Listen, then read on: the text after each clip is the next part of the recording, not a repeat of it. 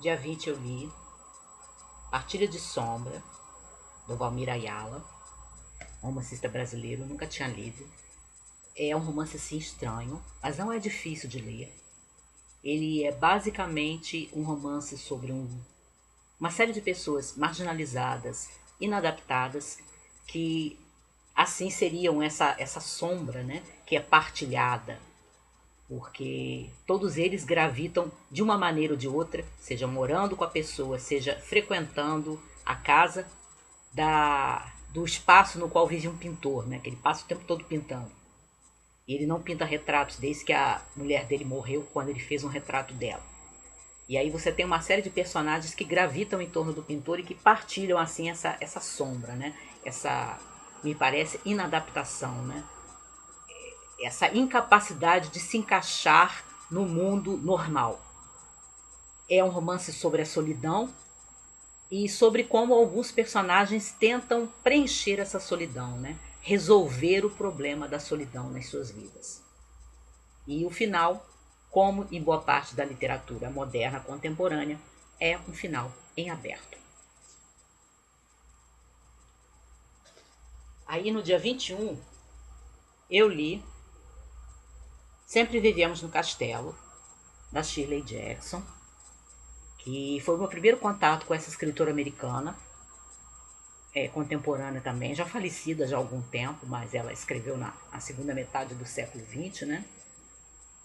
E é um gótico moderno, com as características que eu tenho falado aqui do gótico moderno. Você tem a casa e a propriedade, você tem segredos de família, você tem tragédias no passado, mistério, você tem a narrativa em primeira pessoa por uma personagem feminina, por uma protagonista feminina que narra a história.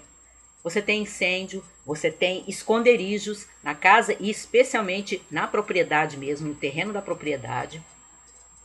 Enfim, todas essas características do gótico moderno que eu já tenho falado aqui.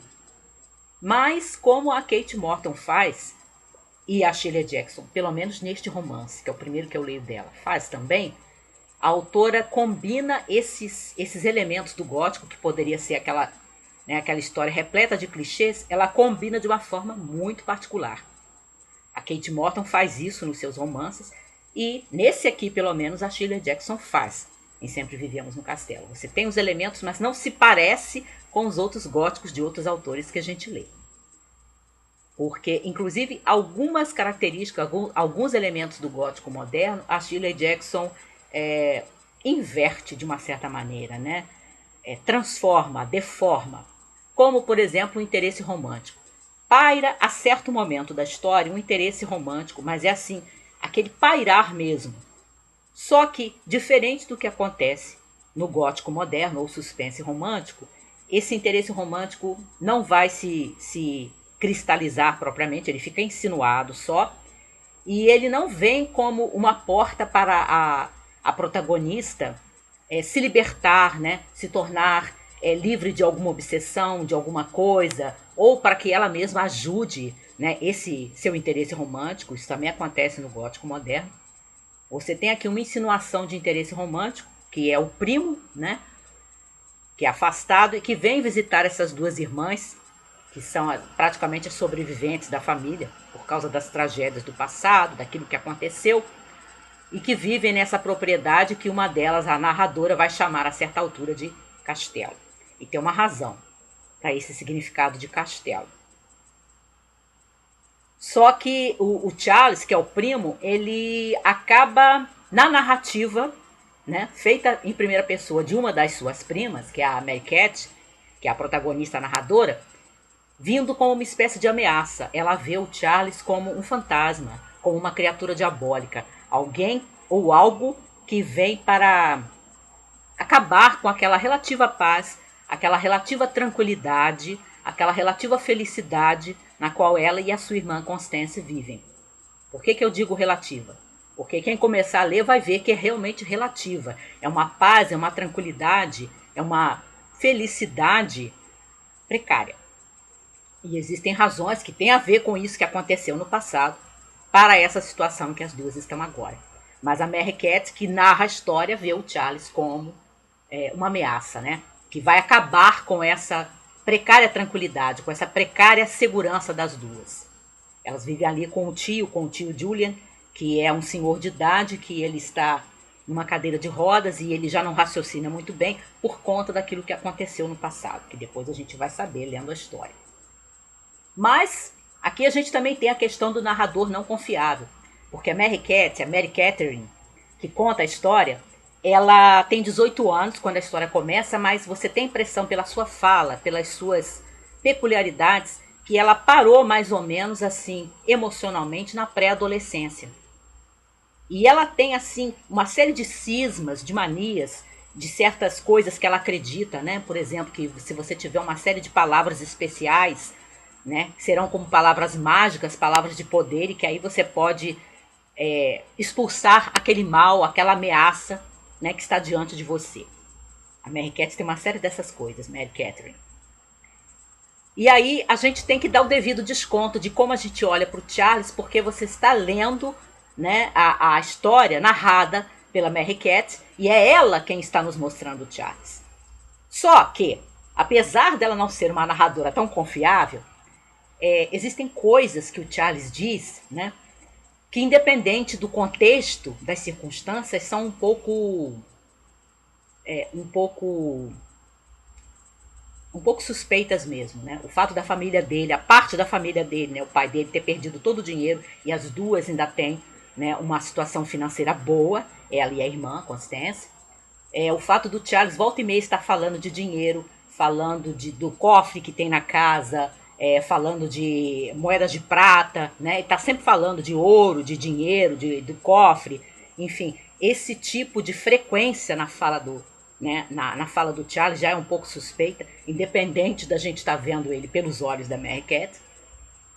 E a gente também vai perceber aqui que o sistema a escala de valores e a moral, a ética que norteia os personagens dentro deste gótico moderno são muito diferentes do que a gente vê normalmente nos outros romances do gênero, né? Os personagens aqui, especialmente as duas irmãs, têm uma escala de valores e uma ética assim que é muito particular. Não seria a minha, mas é a delas, né? Elas têm prioridades que não seriam assim as minhas prioridades. Elas consideram algumas coisas mais importantes do que outras. E isso também dá um certo tom ameaçador a certo momento da história, né? Não é um romance que use vários dos elementos do gótico para criar aquele suspense que você espera. E ele não tem, como o gótico moderno, aquele terror que vem do sobrenatural. Eu nem diria que tem propriamente um terror, mas você tem uma sugestão de terror que é psicológico, realmente. Muito bom, muito bom. E também tem um final que você fica assim, afinal, isso é bom ou isso é mal? Muito bom mesmo. Depois eu li, no dia 22, Vá Onde Seu Coração Mandar, da italiana Susana Tamaro, outra autora que eu nunca tinha lido, contemporânea também. Eu fiz várias marcações aqui. Trata-se de uma... O romance é uma longa carta que uma avó escreve para sua neta, quando a neta viaja, né? Sai da Itália e vai para os Estados Unidos.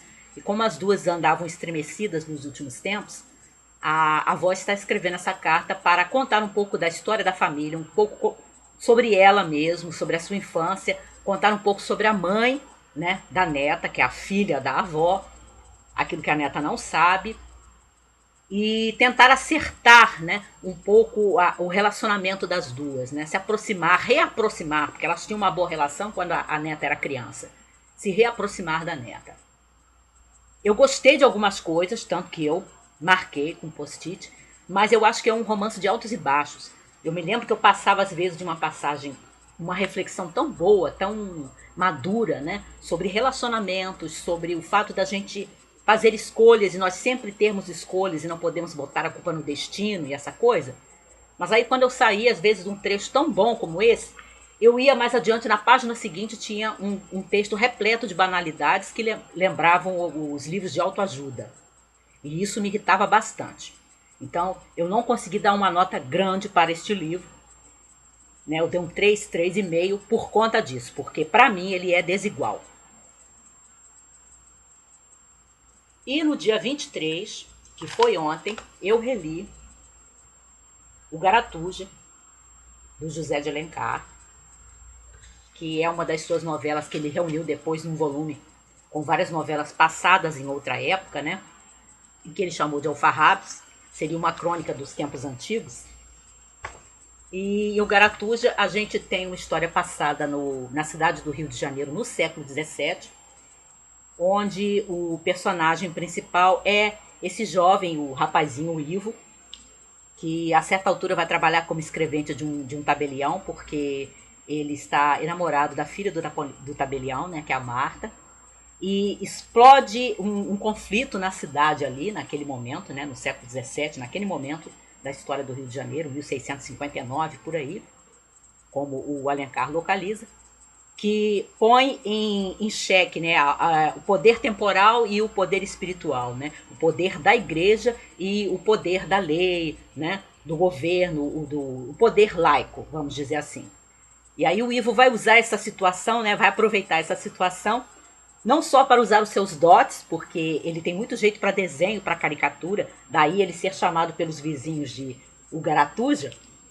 Ele vai usar isso para ver se ele consegue afastar um possível rival e promover o seu desejado, né, seu futuro sogro, que ele assim deseja, que é o tabelião, e assim se aproximar mais, né, daquela que é a dona do seu coração, que é a Marta, a filha do tabelião. É uma novela assim com muito humor. O Alencar não toma lado nenhum, ele dispara as suas farpas irônicas para todos os lados, e há cenas assim que ele descrevia a imagem, o gesto, a cena, são de grande comicidade mesmo. E aí ele vai criticar, né, os políticos, ele vai criticar aqueles que usam da lei, né, os advogados, aquela linguagem toda cheia de uso de latim dos advogados, ele vai falar dos exageros disso, inclusive aquela vontade de se exibir para os outros, né, coisa que o Lima Barreto vai falar mais tarde. O Alencar já está falando nessa novela, escrita no século XIX, mas se passando no século XVII. E, enfim, ele vai disparar para todos os lados. Não existe um lado que o Alencar esteja apoiando aqui, a não ser que seja o lado do próprio rapazinho, que não está interessado em política, que é o Ivo. E é uma novela que nessa releitura eu reparei que a linguagem que o Alencar usa aqui, ela é bastante calcada nos arcaísmos, né? Ele usa muito mais termos antigos, palavras que caíram em desuso, do que você encontra nos romances urbanos do Alencar, por exemplo. Mas os romances urbanos, né? Senhora, Lucila, Diva, né? É, 5 Minutos, A Viuvinha, eles se passam no século XIX. Ao passo que aqui, provavelmente porque ele está ambientando a história no século XVII, ele usa muitas palavras que a gente não usa mais. Tinha hora que eu ficava assim, peraí, o que é isso? Eu teria que ter um dicionário, mas alguns dos trechos do livro, quando eu estava relendo, eu não tinha um dicionário do lado, né? Às vezes dentro do ônibus, no ponto do ônibus e coisas assim. Mas eu acho que esse é um aspecto do talento do Alencar que a gente também deveria atentar, né, para esse escritor tão subestimado. O fato dele ter um cuidado com a linguagem, que aí quando ele está colocando uma história que seria uma crônica de tempos antigos, né, passada no século XVII, ele usa uma linguagem que deve ser mais próxima do século XVII, embora ele, Alencar, esteja escrevendo no século XIX. Muito gostoso, muito bacaninha mesmo.